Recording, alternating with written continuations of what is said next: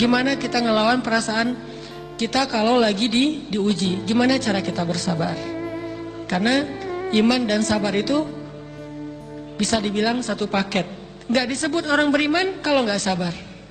Dan insya Allah orang yang sabar itu adalah ciri-ciri orang beriman. Nggak mungkin disebut orang beriman kalau nggak sabar. Kita pikir memang iman itu hanya ucapan. Kalau iman itu cuma ucapan, inna sholati wa nusuki wa mahyaya wa mamati lillahi rabbil alamin, gampang. Kalau iman itu cuma ucapan, hasbiyallah wa ni'mal wakil, gampang. Kalau iman itu cuma ucapan, la haula wa la quwata illa billah, gampang. Kalau iman itu cuma ucapan, iyyaka na'budu wa iyyaka nasta'in, gampang. Tapi Allah mengatakan, wa ma hum bimu'minin. Ahasiban nasu ayyutraku ayyakulu amanna wa hum la yuftanun. Emangnya cukup dengan hanya mengatakan kami telah beriman lalu tidak diuji? Ternyata iman adalah sabar dalam ujian. Jadi nggak mungkin orang disebut beriman sementara dia tidak sabar, sementara dia emosional, sementara dia temperamen, sementara dia orangnya meledak-ledak, sementara dia orangnya mengeluh, sementara dia orangnya berputus asa. Nggak mungkin. Karena ulama mengatakan la tayasu, jangan berputus asa. Fa innal ya's laisa min akhlaqil muslim atau mukmin. Karena sesungguhnya keputusasaan bukan di antara akhlak orang yang beriman. Orang yang beriman itu tidak pernah berputus asa. Serumit apapun masalah kita, kalau kita punya yakin sama Allah bahwa Allah ala kulli syai'in qadir, maka kita pasti akan punya harapan. Kalau kita yakin bahwa Allahu Akbar, sebesar apapun masalah kita, Allah malah lebih besar daripada masalah kita, kan? Bukankah kita mendengar Allahu Akbar, Allahu Akbar? Ada gitu yang lebih besar daripada Allah? Harusnya kita tidak pernah berdoa kepada Allah sambil mengatakan, ya Allah, saya punya masalah besar. Itu sama aja dengan kita ngeledekin Allah. Sama aja kayak kita datang ke teman kita bilang gini, saya mau pinjam duit. Enggak akan banyak kok, saya tahu kamu kalau kebanyakan kamu nggak akan sanggup. Kan nggak mungkin kita ngomong gitu kan nih. Saya lagi banyak hutang nih, saya mau minta tolong sama kamu. Insya Allah saya nggak akan minta seutuhnya. Saya tahu kamu juga kurang duitnya, saya minta dikit-dikit aja lah. Kan nggak gitu kan cara kita minta tolong. Sama aja kita doa, ya Allah, saya punya masalah besar. Ngomong ke Allah punya masalah besar. Kalau kita ngomong ke manusia kayak gitu wajar, tapi ke Allah, ya Allah, saya punya masalah kecil nih. Apa? Ada hutang sedikit, berapa? 100 M. Allah kan ghaniyun, maha kaya. Jadi jangan pernah mengatakan 100 M itu besar di hadapan Allah. Kita ngeremehin Allah banget. Bukankah Allah maha kaya? Jangan pernah mengatakan bahwa musibah kita, ditinggalkan orang yang kita cintai, dibully seluruh dunia, itu besar di hadapan Allah. Bukankah Allah cukup buat kamu, kata kamu? Inna sholati wa nusuki wa mahyaya hasbiyallahu ni'mal wakil. Jadi Allahu Akbar. Sehingga kalau kita berdoa, ya Allah, saya punya sedikit masalah. Bukankah Umar pernah mengatakan, ya nafsi, idza daqat alaikid dunya, fala taquli ya Rabbi indi hammun kabir, faquli ya hammun indi rabbun kabir. Wahai jiwaku, kalau kamu merasakan kesempitan, kegalauan, bingung, sakit, jangan pernah kamu mengatakan, ya Rabbi, saya punya masalah besar. Tapi katakanlah, wahai masalah, saya punya Rabb yang maha besar. Iman dan harapan, berharap, itu nggak bisa dipisahkan. Iman dan sabar itu nggak bisa dipisahkan. Iman dan berserah diri atau menyerahkan urusannya, tawakul atau kita nyebutnya tawakal, nggak bisa dipisahkan. Bagaimana kita mau menyebut diri kita mukmin sementara kita nggak sabar ketika diuji dengan perasaan? Alhamdulillah kalau kita selama ini masih bersabar dengan ujian fisik. Ujian fisik yang setiap hari kita alamin apa? Lelah, capek, pulang kerja, pulang sekolah, pulang dari kampus, ngaji. Capek kan? Belum lagi macet-macetan, belum mandi pula. Dari tadi pagi, dari semalam kurang tidur, dan segala macam. Lelah, capek, ngantuk. Kadang-kadang sampai drop kesehatan kita. Kita bisa lalui itu. Nggak apa-apa, capek-capek juga. Yang penting saya pengen belajar. Jangan nih jauh-jauh, ada yang dari Sumedang, ada yang dari Lembang, ada yang dari Banjaran, dari mana-mana datang pengen ngaji. Jarak jauh nggak apa-apa, macet nggak apa-apa, lelah nggak apa-apa, habis duit nggak masalah. Tapi sampai di sini kesenggol dikit aja sama teman kita, dalam ucapan mungkin, dalam ekspresi, kadang-kadang kita senyumin nggak dibalas senyum, atau mungkin hal-hal sepele, itu bikin seolah-olah amal kita yang udah habis-habisan tadi jadi berkurang sampai habis pahalanya. Ujian perasaan.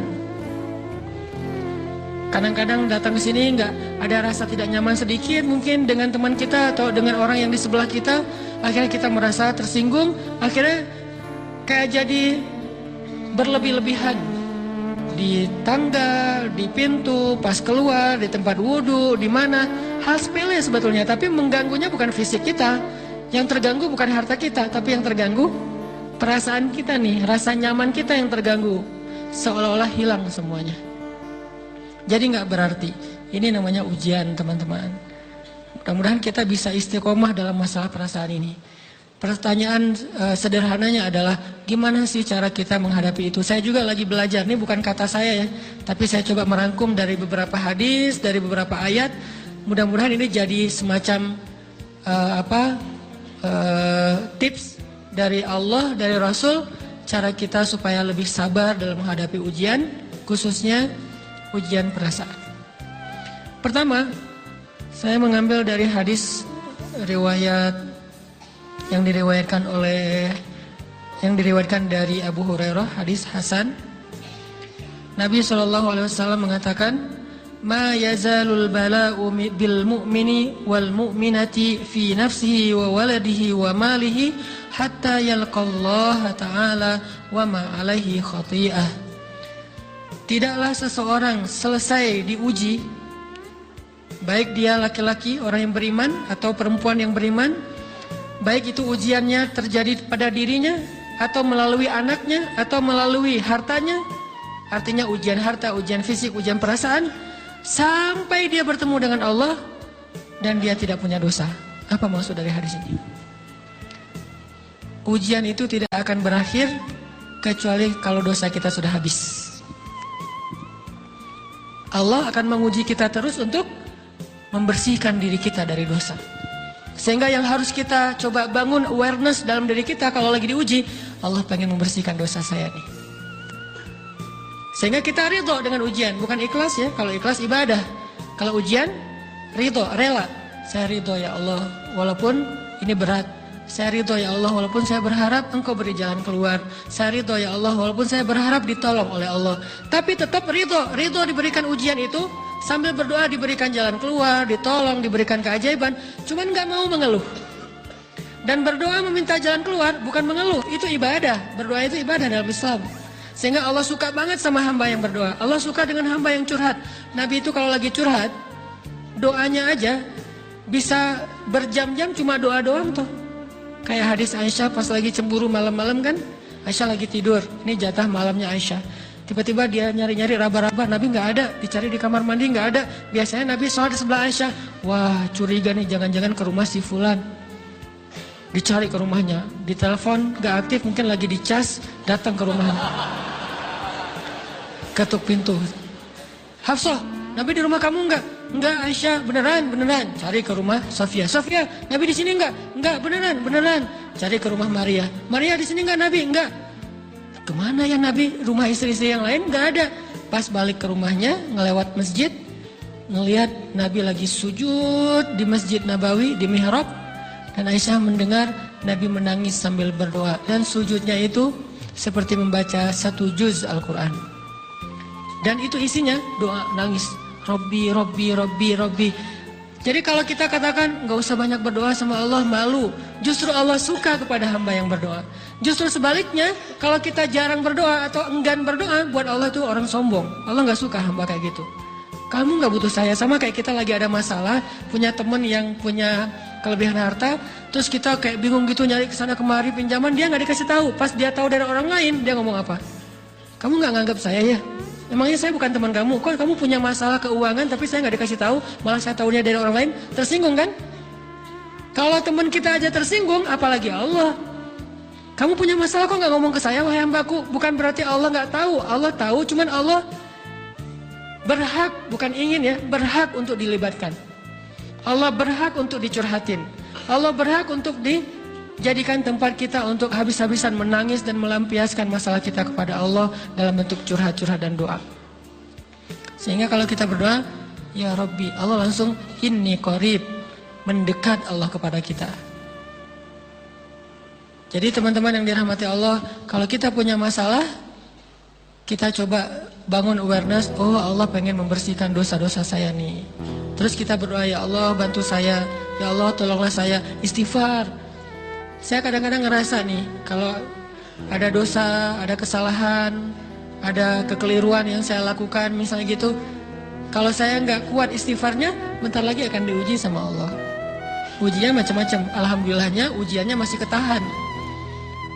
Pasti diuji sama Allah. Kalau istighfarnya nggak kuat, taubatnya tuh nggak kuat, langsung diuji sama Allah. Dan saya langsung sadar, oh benar, berarti yang tadi ini lagi dihapus sama Allah nih. Perkencang lagi, perkuat lagi istighfar. Kenapa? Karena kalau istighfar kita kuat, berarti kan dosa kita dihapus dengan istighfar ya. Otomatis ujian kita durasinya berkurang. Makin kuat istighfar, makin berkurang. Kalau istighfarnya udah mantap, udah selesai, Allah cabut tuh ujian kita, diganti dengan kebaikan. Jadi teman-teman, kita coba sadari, oh kalau Allah menguji saya, memang saya banyak dosa. Sebelum kita mencari kambing hitam, nyalahin orang lain, sebelum kita marah kepada orang lain, kadang wajar kita marah kepada orang lain gara-gara ucapannya, komennya, teks dari dia, wajar. Tapi sebelum itu, marah dulu kepada diri kita atas dosa dan kesalahan kita yang baru saja kita lakukan, atau yang dulu kita lakuin dan belum benar-benar kita tinggalkan.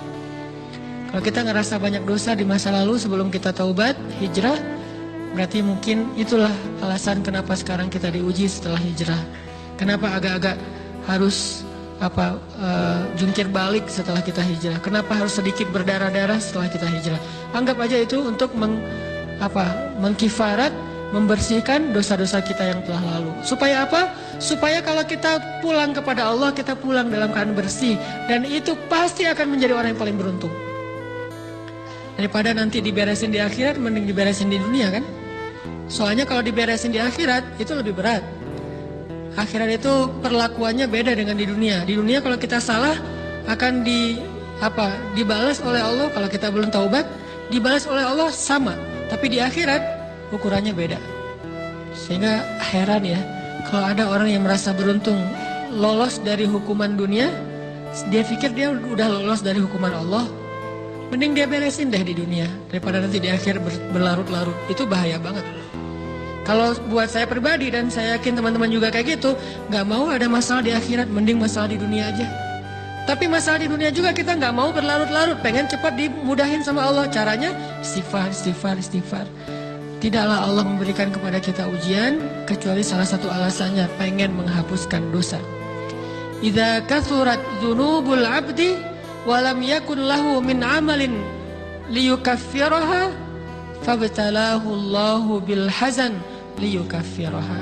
Kalau seorang hamba banyak dosa dan dia nggak cukup amal untuk mengkifarat dosa-dosanya, Allah akan menguji dia dengan rasa sedih, dengan rasa kecewa, dengan rasa berat, sakit hati untuk mengkifarat dosa-dosanya. Itu yang kita bangun. Sehingga kalau ada masalah sama orang lain, kita memperbaiki diri dulu. Bukan sibuk dengan kesalahan dia terus-menerus yang gak mau kita maafin. Misalnya ada teman kita nih, jadi clash sama kita. Hal pertama yang kita bangun, astagfirullahaladzim, saya banyak dosa nih. Tapi kan yang salah dia, ya. Tapi mungkin dia gak akan mengatakan kalimat itu, gak akan bersikap kayak gitu kalau kita gak punya dosa.